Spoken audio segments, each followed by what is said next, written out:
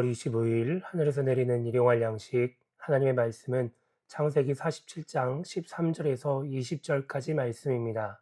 기근이 더욱 심하여 사방에 먹을 것이 없고 애굽 땅과 가나안 땅이 기근으로 황폐하니 요셉이 곡식을 팔아 애굽 땅과 가나안 땅에 있는 돈을 모두 거두어 들이고 그 돈을 바로의 공으로 가져가니 애굽 땅과 가나안 땅에 돈이 떨어진지라 애굽 백성이 다 요셉에게 와서 이르되 돈이 떨어졌사오니 우리에게 먹을 거리를 주소서. 어찌 주 앞에서 죽으리이까. 요셉이 이르되 너희의 가축을 내라. 돈이 떨어졌은즉 내가 너희의 가축과 바꾸어 주리라.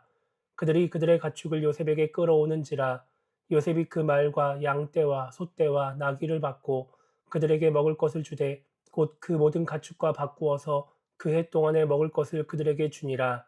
그 해가 다가고 새 해가 되매 우리가 요셉에게 와서 그에게 말하되 우리가 주께 숨기지 아니하나이다.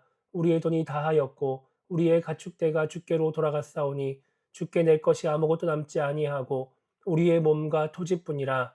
우리가 어찌 우리의 토지와 함께 주의 목전에서 죽으리이까. 우리 몸과 우리 토지를 먹을 것을 주고 사소서. 우리가 토지와 함께 바로의 종이 되리니 우리에게 종자를 주시면 우리가 살고 죽지 아니하며 토지도 황폐하게 되지 아니하리이다.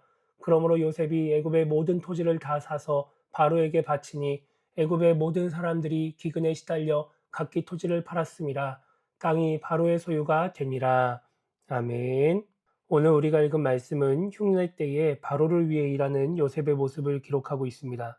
13절은 흉년으로 인한 기근이 심해지면서 사방에 먹을 것이 없고 애굽 땅과 가나안 땅도 기근으로 황폐해졌다고 말씀하고 있습니다. 그런 상황 속에서 요셉은 곡식을 팔아서 애굽과 가나안 땅의 돈을 다 걷어들입니다. 그런데 시간이 흘러 그렇게 돈을 주고 산 곡식도 다 떨어지게 됩니다. 그러니까 이미 곡식을 사는데 돈을 다 써버린 사람들이 요셉을 찾아와서 어떻게 해야 되는지를 물어봅니다. 요셉은 사람들에게 돈이 떨어졌으면 가축을 갖고 오라고 말합니다.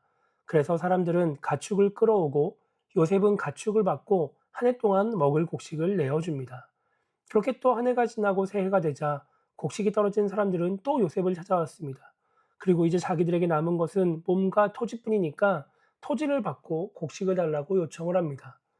요셉은 이들의 요청대로 토지를 받고 곡식을 내어줍니다. 이렇게 요셉은 곡식을 이용해서 돈과 가축과 토지를 얻게 되었습니다. 이렇게 얻은 것들은 모두 어떻게 되었을까요? 성경은 요셉이 이것들을 바로의 공으로 가져가고 토지도 바로의 소유가 되었다라고 말씀하고 있습니다. 성경에 언급되지 않지만 가축도 바로의 소유가 되었을 것입니다. 그러니까 요셉은 이 모든 일을 하면서 자신의 유익을 위해 한 것이 아니라 바로를 위해 했다라고 하는 것입니다. 그런데 이 바로가 누군가요? 하나님을 믿지 않고 우상을 섬기는 사람입니다. 그런 나라의 왕입니다. 그렇기 때문에 요셉이 열심히 일할수록 우상을 섬기는 사람이 유익을 누리게 된 것입니다. 때로 어떤 신앙인들은 이렇게 하나님에게 유익이 되지 않고 뭔가 우상을 섬기는 사람들에게 유익이 되는 일들을 하는 것을 거부하는 경향들이 있습니다. 우리가 살아가는 세상에는 하나님을 믿는 사람보다 하나님을 믿지 않는 사람들이 더 많이 있습니다. 그렇기 때문에 우리가 주어진 상황에서 최선을 다하면 하나님보다 믿지 않는 자들에게 직접적인 유익이 될 때가 많이 있습니다. 그렇다고 해서 믿지 않는 자들이나 혹은 다른 종교를 믿는 사람에게 유익을 주지 않겠다고 주어진 일을 대충 하면 될까요? 그렇지 않습니다. 우리가 잘 알다시피 예수님은 하나님의 뜻을 이루기 위해 이 땅에 오셔서 믿는 자들만을 위해서 사역하지 않으셨습니다. 왜냐하면 이 세상을 창조하신 하나님은 이 땅의 모든 사람을 사랑하시기 때문입니다.